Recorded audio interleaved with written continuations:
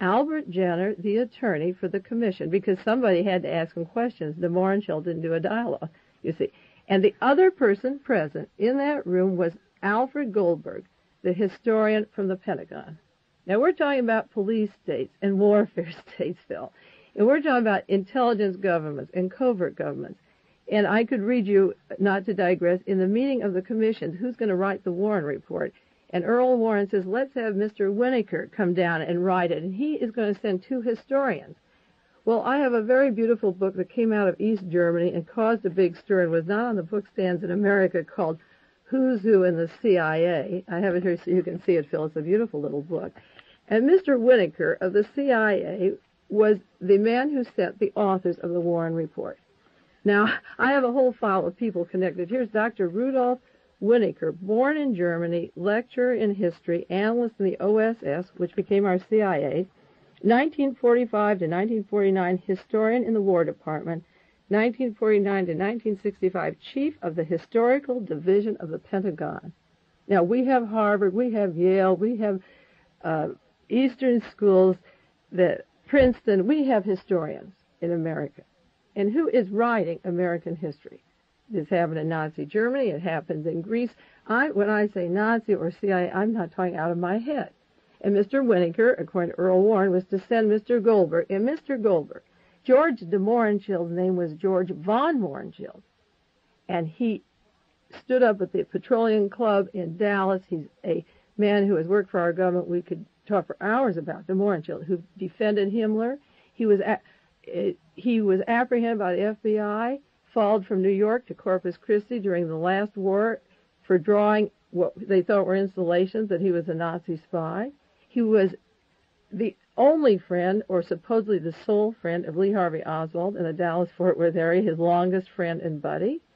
He came before only Mr. Jenner and Mr. Goldberg from the Pentagon. And a member of the commission is saying, well, what about de Mohrenschildt? And Earl Warren goes off the record. And that is the end.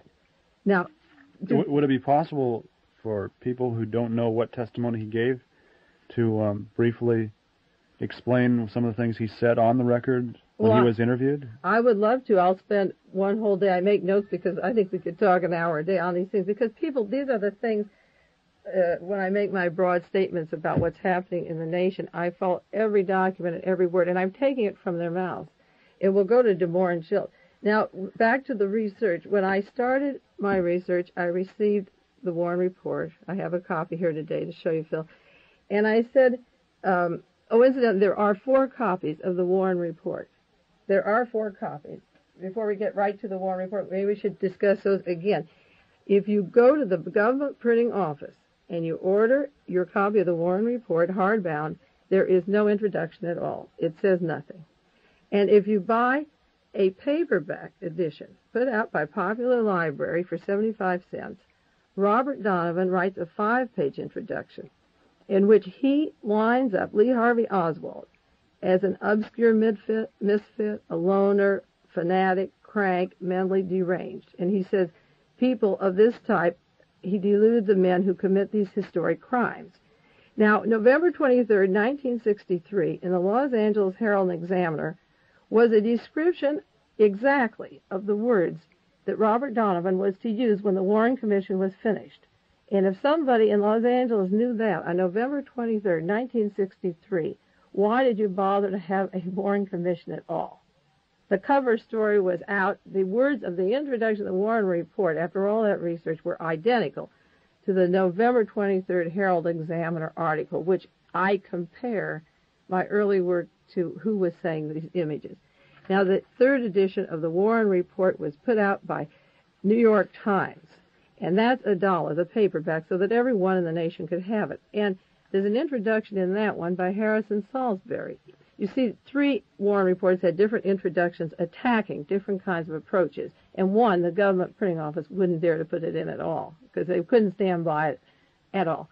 But Harrison Salisbury, who's making all the yelling about the country in Greece or the secrecy in the government, the Pentagon, when the New York Times things came out, they're not baby clean. They're involved up to their necks. And what Harrison Salisbury put in his introduction, he was managing editor of the New York Times. His concern was for the time that was spent. My interest in him was in creating the motive, but in his putting down the Warren people or the researchers, he did a report that anybody who went into this material with other than an approval of the Warren report was un-American and unloyal to their country. He put a very negative thing that you have to be mentally deranged to challenge this material, that it is absolutely accurate, and the only kind of person who would challenge this material would have to be out of their minds. He said they would be, these are his words, Mr. Salisbury, when the Warren report came out, the day it came out, in the New York Times edition, said that anybody who investigates or goes into these theories frequently are self-serving. They're designed to advance special political goal. Some have the objective of undermining the United States and its government structure. Some are aimed at owing distrust and confusion at home. All this report can do is to provide a hard rock basis of fact. There is a tendency of dangerous implications to the American system, he's saying, to challenge what you're going to read. The theories are the most part not founded on actual evidence, but contradictions, confusions, and omissions cited between the witnesses. There are always men and forces, skilled and able, that are hampered neither by scruple nor principle, who convert the national mood to selfish and particular ends. He's putting us in a bag that everything here is answered. No material question remains unsolved so far as the death of President Kennedy is concerned. Now, that was pretty presumptuous. The book was out. It was time for the historians to read it, and the people that were involved, and the people who knew. But in case you had any doubt, the New York Times said that day that no material question remains unsolved. He didn't say, well, here it is, read for yourself. He said nothing remains unsolved. Now, the important introduction to the volume that I received, the first one that I received, the Warren Report, printed by Doubleday, hardbound, had an analysis and commentary by Louis Nizer, who is a famous attorney in the United States, and we've talked about him before. And he goes into the whole introduction is to say that this assassination is different than all others because the motive, he said, is not founded. These are his words.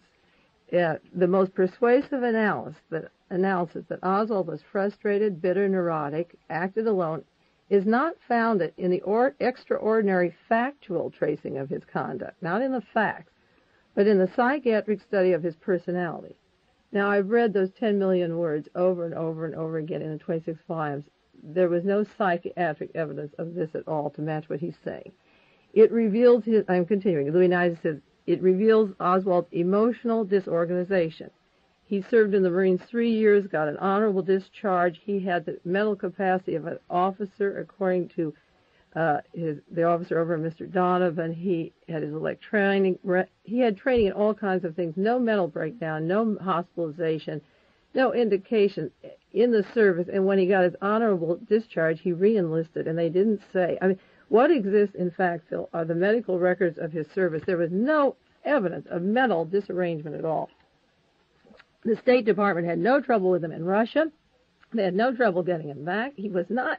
See, Louis Nizer's telling you he's emotionally disorganized. Yet there's nothing to support nothing that. to support. Oswald's violence derived from an inner torment, from devils of inadequacy and rejection. There was nothing to support that. He was riding back and forth to friends in the Soviet Union. He worked in a radio factory. He had friends there. He had friends.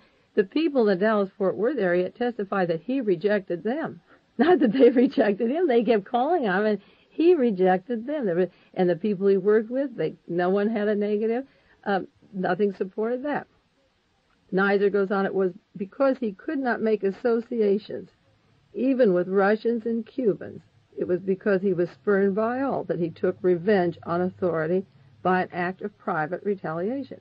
Now, Oswald had tried to get into Cuba, or supposedly did, want a visa when he was in Mexico. But Castro knew he was an agent of the CIA. He said it right away. He knew Oswald had been in the Soviet Union, and his people in New